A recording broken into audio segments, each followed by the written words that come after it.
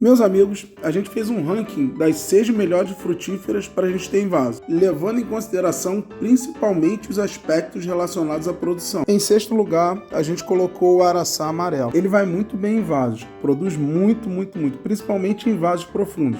A gente percebeu que ele se desenvolve bem em vasos profundos. A quantidade de frutos que ele dá é uma quantidade absurda. Em média, os frutos vão levar uns 4 meses para ficarem maduros. Só que o bom é que ele está sempre colocando floração nova, então a gente tem frutos em vários estágios, né? O fruto é maravilhoso, ele é docinho, lembra uma goiaba, dá para comer tanto ele madurinho, como ele de vez ainda, que ele fica com azedinho maravilhoso. E ele só ficou em sexto lugar por conta do intervalo entre uma frutificação e outra. Antes, quando os pés eram mais novos, esse intervalo entre uma carga e outra era menor. Ele produzia menos frutos, só que rapidinho ele já estava colocando outra carga. Agora ele produz uma quantidade absurda. No começo produzia uns 400, depois passou para uns 800. Agora, nessa última carga, deu quase 1000 frutos no pé mais velho. Só que a gente percebeu que o tempo de recuperação dele está muito longo. Antes, com um mês, ele já estava recuperado, botando outra carga. Depois aumentou para 2 meses. E agora já tem uns 2 meses e pouco para ele poder se recuperar, quase chegando a 3 meses. Então, quando a carga do araçá é muito grande, aí o tempo de recuperação também é muito longo. Por isso que ele está na sexta posição. Senão, com certeza, ele estaria ali nas primeiras. Em quinto lugar, fica a amora portuguesa. Ela também vai muito bem em vaso, só que ela precisa de um vaso grande, porque ela coloca muita raiz. Em relação à produção dela, você consegue colher a amora todo mês.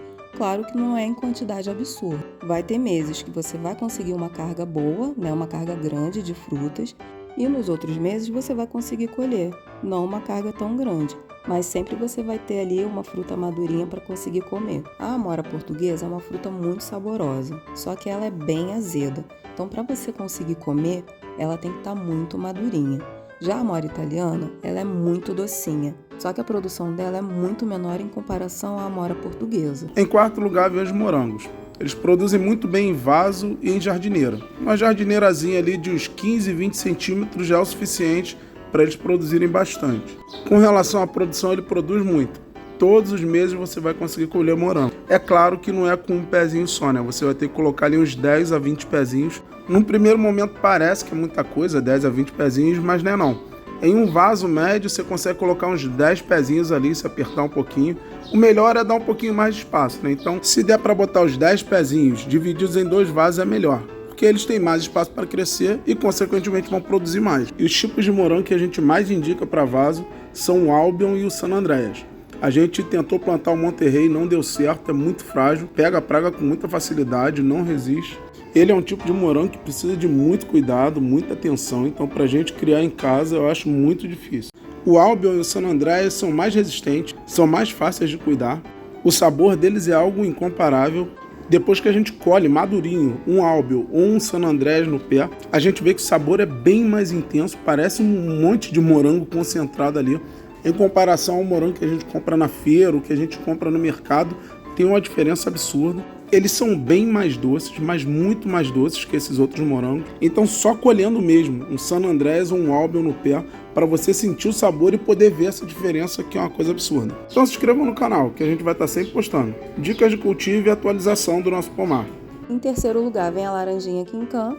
Para ela não precisa ser um vaso tão grande, mas claro que se puder colocar ela num vaso maior é melhor. Quincan tem frutinha no pé praticamente o ano todo. E as frutas levam em média uns 4 meses para amadurecer. E a parte boa é que depois que a fruta está madura, você pode deixar no pé de 2 a 3 meses que ela ainda segura. A laranjinha Quincan é uma fruta muito saborosa, você pode comer ela com casca e tudo. E quando você colhe ela bem madurinha, a casca e a polpa dela é bem docinha. E quando você colhe ela não tão madura, a casca dela continua docinha e a polpa fica um pouquinho mais azeda. Então esse contraste fica um sabor maravilhoso. Em segundo lugar vem o cajamanganão.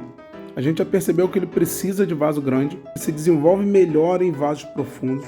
Ele produz o ano todo, o fruto dele demora bastante até amadurecer. Normalmente ele demora uns 8 meses para poder amadurecer. Só que a parte boa é que todo mês ele coloca a floração nova. Então ele colocou uma floração hoje, daqui um mês ele vai estar colocando outra, daqui um mês ele vai estar colocando outra. Então por mais que ele demore bastante tempo para amadurecer, praticamente todo mês você tem um cachinho ali amadurecendo. Então a gente não fica sem comer cajá. Todo mês a gente colhe cajá. O sabor dele é parecido com o sabor do cajá normal, que lembra um pouquinho a manga, só que bem diferente, né? Lembra bem de longe. Mas a característica mais marcante dele é o dulçor. Ele é muito, muito, muito doce. Ele tem um azedinho no final, principalmente quando ele não está tão maduro. Porque quando ele está maduro, ele é doce, doce, doce, doce, que nem um mel. Ele tem muita polpa, muito líquido. Ele não tem aquele fiapinho duro que tem no cajá normal, que machuca a gengiva, machuca o dente. O dele é bem molinho, então é uma delícia para a gente comer. E esse sabor delicioso dele, somado à grande quantidade de frutos que ele produz, e pelo fato da gente conseguir colher cajá todo mês, é o que faz a gente colocar o cajá manganão na segunda posição. Em primeiro lugar, é a jabuticabeira híbrida. O vaso para ela não precisa ser tão profundo. O ideal é que seja largo, porque ela coloca muita raiz capilar. Ela produz muito bem em vaso, e se ela estiver muito bem adubada e muito bem irrigada, ela vai produzir em média umas 2 cargas por mês, intercalando entre uma carga grande, bem grande, e uma carga menor. Diferentemente das outras frutíferas, ela praticamente não precisa de tempo para recuperação. Ela termina uma carga, já emenda na outra. Claro que sem esse tempo de recuperação, as cargas são menores, só que se deixar, ela vira uma máquina, ela não para de produzir. Então as nossas a gente deixa uns 2 meses sem adubar, para que ela tenha um tempo de recuperação bom, para ela descansar, e mesmo assim ela continua produzindo. Claro que uma produção menor, mas ela não para de jeito nenhum.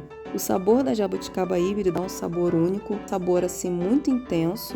Ela tem a casca bem fininha, e mesmo sem estar totalmente madura, ela já é bem doce, e quando ela amadurece fica assim um mel. E os passarinhos adoram. Para quem quer ter os passarinhos visitando o pomar, ela é fantástica. E esse foi o nosso ranking das 6 melhores frutíferas para se ter em vaso. Então se inscrevam no nosso canal e comentem se concordam com o nosso ranking ou se mudariam alguma coisa.